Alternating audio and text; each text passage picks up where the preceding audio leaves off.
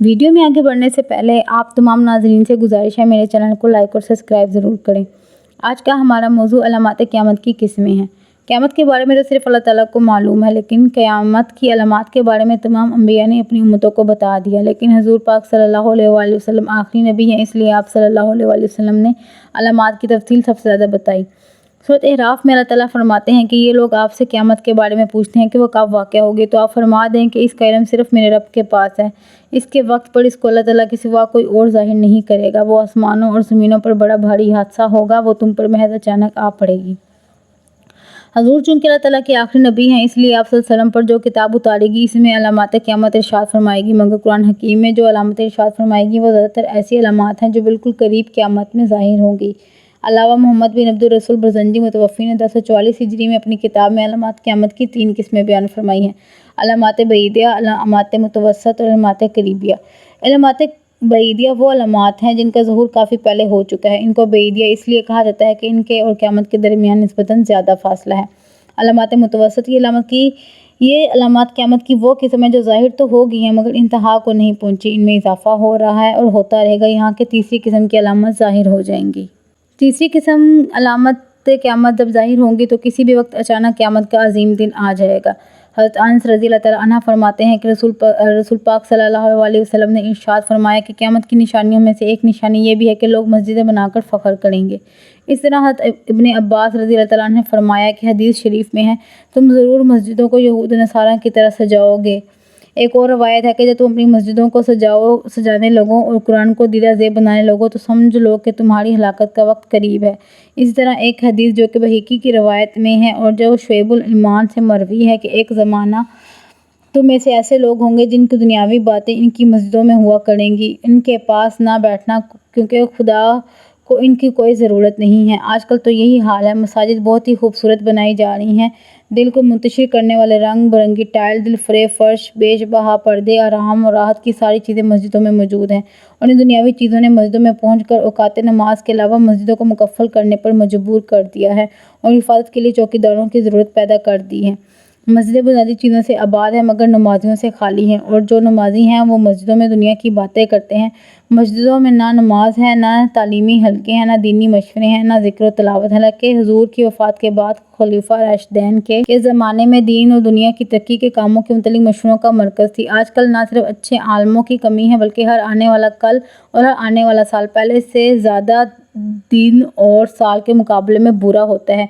दिन ब दिन दुनिया में रहने वाले इखलाकी, मजहबी और रवायती तौर पर बिगड़ते जा रहे हैं। जुल्म बढ़ता जा रहा है, बेरा रवी आम हो रही है, बड़े छोटे का अदब और एहतराम ख़त्म होता जा रहा है। लिहाजा जितना भी वक्त मिले, एक उम्र का जो भी सांस मिल जाए, इसे गनीमत जानकर अमले सोहालिया के ज़रिए बसर करना चाहिए।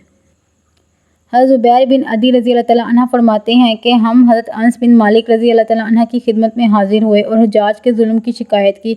हज़रत अनस रज़ी अल्लाह अन्हा ने शिकायत सुनकर फरमाया, सब्र करो, मालूम नहीं आगे क्या हो, क्योंकि कोई ज़माना भी तुम पर ऐसा ना आएगा कि इसके बाद वाला ज़माना इसके ज़्यादा बुरा ना हो, जब तक तुम अपने रब से मुलाकात ना कर लो। ये बात मैंने रसूल करीम सल्लल्लाहु अलैहि वसल्लम से सुनी है।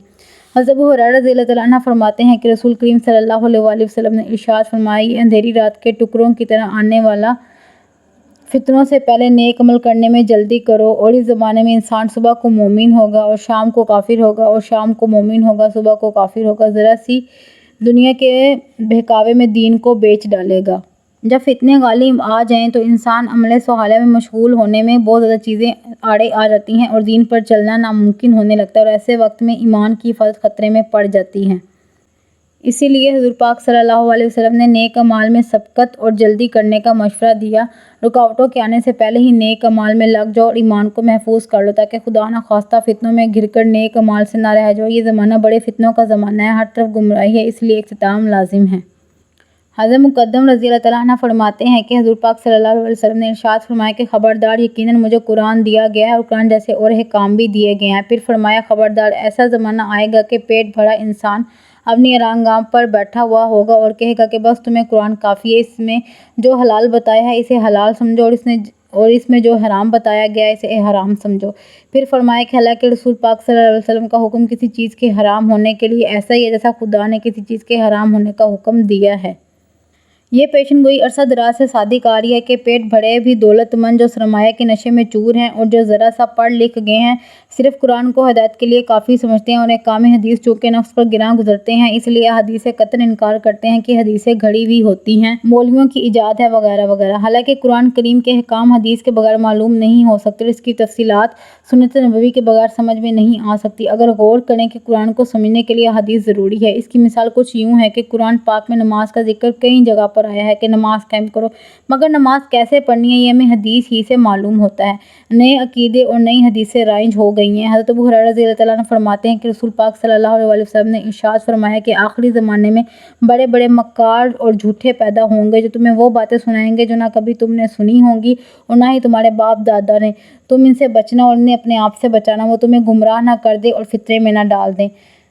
اسی طرح صاحب کرامات کی تشریح فرماتے ہیں کہ یہ لوگ جھوٹی جھوٹی باتیں کریں گے اور نئے نئے احکام جاری کریں گے، غلط عقیدے سے ایجاد کریں گے۔ اس قسم کے لوگوں میں سے بہت سے گزر بھی چکے ہیں۔ حضرت جابر رضی اللہ تعالیٰ عنہ فرماتے ہیں کہ ہم قرآن شریف پڑھ رہے تھے اور مجلس میں عرب کے شہروں کے علاوہ دیہات کے باشندے اور غیر عرب بھی تھے۔ اسی اثناء میں حضرت صلی اللہ علیہ وسلم تشریف لے آتے ہیں اور فرماتے ہیں کہ پڑھتے رہو، تم سب ٹھیک پڑھ رہے ہو، اور عنقریب ایسے لوگ آئیں گے جو قرآن کو تیر کی طرح درست کریں گے، یعنی حروف کی ادائیگی کا بہت لحاظ رکھیں گے اور ان کا مقصد قرآن پاک پڑھنے سے دنیاوی فائدہ حاصل کرنا ہوگا اور اس کے ذریعے آخرت نہ سنواریں گے۔ دوسری روایت میں آپ صلی اللہ علیہ وسلم نے ارشاد فرمایا ہے کہ میرے بعد عنقریب ایسے لوگ آئیں گے جو قرآن کو گانے اور نوحے کے طریقے پر پڑھیں گے اور قرآن کے حلقوں سے آگے نہ بڑھے گا۔ ان پڑھنے والوں کے ان کی قرات سن کر لوگ خوش ہوں گے اور یہ فطرے میں مبتلا ہوں گے ان لوگوں کے دل۔ حضرت ثوبان رضی اللہ تعالیٰ عنہ فرماتے ہیں کہ ایک مرتبہ حضرت محمد صلی اللہ علیہ وسلم نے ارشاد فرمایا کہ ایک ایسا زمانہ آنے والا ہے کہ کفر و باطل کی جماعتیں تمہیں ختم کرنے کے لیے آپس میں ایک دوسرے کو بلا کر ایک پیالے کے آس پاس جمع ہو جائیں گی۔ یہ سن کر ایک صاحب نے سوال کیا کہ کیا ہم اس روز کم ہوں گے؟ آپ صلی اللہ علیہ وسلم نے فرمایا نہیں، بلکہ تم اس روز تعداد میں بہت ہوگے لیکن گھاس کے ان پتنگوں کی طرح ہوں گے جنہیں پانی کا سیلاب بہا کر کہیں بھی لے جائے۔ پھر ارشاد فرمایا کہ خدا ضرور ضرور تمہارے دشمنوں کے دل سے تمہارا رعب نکال دے گا اور بالضرور یقیناً تمہارے دلوں میں کاہلی اور سستی ڈالے گا۔ ایک صاحب نے عرض کیا کہ سستی کا کیا سبب ہوگا؟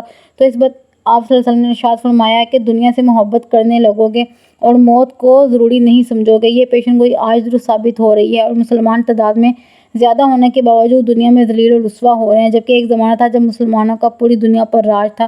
اس کی زندہ مثال اور مشہور مثال اسپین ہے۔